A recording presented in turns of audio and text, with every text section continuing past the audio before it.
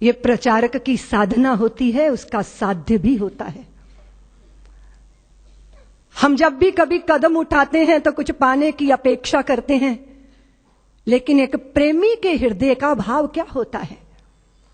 वो स्वामी राम की वाणी से व्यक्त होता है कि इश्क एक तरफा में यूं मसरूर हो जाऊंगा मैं, राम तुम होगे क्षमा काफूर हो जाऊंगा मैं तुम्हें देखूं तो देखूं तुम न मुझको देखना, तूने गर देखा मुझे मशहूर हो जाऊंगा मैं तुम्हें चाहूं तो चाहूं तुम न मुझको चाहना, तूने गर चाहा मुझे मगरूर हो जाऊंगा मैं अगर मांगू कभी तो कुछ ना देना तुम मुझे, वरना फिर प्रेमी नहीं मजदूर हो जाऊं।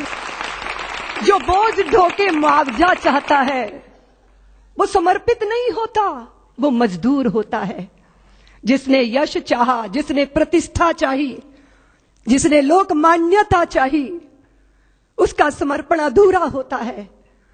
लेकिन मां भारती को अखंडता के सिंहासन पर विराजमान करने का स्वप्न साकार करने के लिए अपने को होम करने वाला प्रचारक चाहता है क्या कुछ? लेकिन जो मिलता है वो तो अनिर्वचनीय है, उसको तो वाणी से व्यक्त ही नहीं किया जा सकता। वो तो हृदयों का अनुभूत विषय है कि चारों तरफ से भगवत्ता उस पर बरसती है। जो अपने लिए नहीं चलता, अपनों के लिए कदम बढ़ाता है, जो कभी दुख को दुख नहीं मानता, जो सुख की चाह में धूल नहीं छानता, औरों के लिए जिसको विष पीना भी स्वीकार हो जाता है, वह प्रचारक अभिनंदनीय है, वंदनीय है, पूजनीय है, प्रातः स्मरणीय है। रात दिन अहिर्निश मां भारती के चरणों में अपने आप को तपाना, गलाना। किस समय डॉक्टर साहब ने सपना लिया था? सारे देश के अंदर आग लगी थी, ब्रिटिश सत्ता के विरुद्ध एक वातावरण बना था, बलिदानों की गंगा मानो बह गई थी भारत के अंदर, विदेशियों की चूल्हें हिलने लगी। बस एक प्रहार और बाकी था कि सारे सपने साकार हो जाते। लेकिन उसी समय विधर्मी ने, उसी समय देश के शत्रु ने देश के अंदर सांप्रदायिकता का विष बोया, वैमनस्यता के भावों को पैदा किया, छुआछूत की प्रबल भावनाएं देश के अंदर जागी, और वह सारी शक्तियां जो संगठित होकर गुलामी की जंजीरों को तोड़ने के लिए आबद्ध दिखाई देती थी, वो बिखरना प्रारंभ हो गई। ऐसे ही समय में जब वैमनस्यता सिर चढ़कर बोल रही थी, जब कट्टरता नंगा नर्तन कर रही थी, उस समय डॉक्टर हेडगेवार 4 स्वयं सेवकों को लेकर राष्ट्रीय स्वयं सेवक संघ की संस्थापना करते। जब अपने ही कुएं पे पानी लेने आते थे और अपना ही भाई दुत्कार कर भगा देता था कि तू अछूत है, मेरे कुएं का पानी पिएगा तो सब अपवित्र हो जाएगा, और वो प्यास से तड़पते हुए अपने ही भाई को देखना, लेकिन निष्ठुरता का लबादा ओढ़े रहना, वो तिल तिल करके मरने वाले प्यासे को देखकर उस पीड़ा में से, उस वेदना में से राष्ट्रीय स्वयं सेवक संघ का निर्माण हुआ, जन्म हुआ।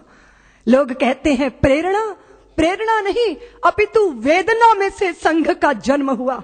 मां भारती को वैभव के पद पर ले जाना है, अखंडता के सिंहासन पर विराजमान करना है, तो एक ही मार्ग है।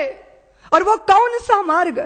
क्या हिंदू जाति जिसने नक्षत्रों को संज्ञा दी, वो हिंदू जाति जिसने सागर की छाती पर पत्थरों को तैराया, इतना गौरव रखने वाली हिंदू जाति, उसका स्वाभिमान धुआं बनकर उड़ेगा? ये वेदना में से राष्ट्रीय स्वयं सेवक संघ का जन्म हुआ। प्रचारकों ने अनवरत अपने जीवन को आहूत किया। एक प्रश्न पैदा हुआ कि जिस हिंदू ने नभ में जाकर नक्षत्रों को दी है संज्ञा, जिसने हिमगिर का वक्ष चीर भू को दी है पावन गंगा, जिसने सागर की छाती पर पाषाणों को तैराया है, हर वर्तमान की पीड़ा को हर जिसने इतिहास बनाया है, जिसके आर्यों ने घोष किया कृणवंतो विश्वमार्यम का, जिसका गौरव कम कर न सकी रावण की स्वर्णमयी लंका, जिसके यज्ञों का एक हव्य 100 पुत्रों का जनक रहा, जिसके आंगन में भयाक्रांत धनपति बरसाता कनक रहा, जिसके पावन बलिष्ठ तन की रचना तन दे दधीची ने की, राघव ने बन बन भटक भटक जिस तन में प्राण प्रतिष्ठा की, जौहर कुंडों में कूद कूद सतियों ने जिसे दिया सत्व, गुरुओं गुरुपुत्रों ने जिसमें चिरबलिदानी भर दिया तत्व, और शाश्वत हिंदू जीवन क्या स्मरणीय मात्र रह जाएगा?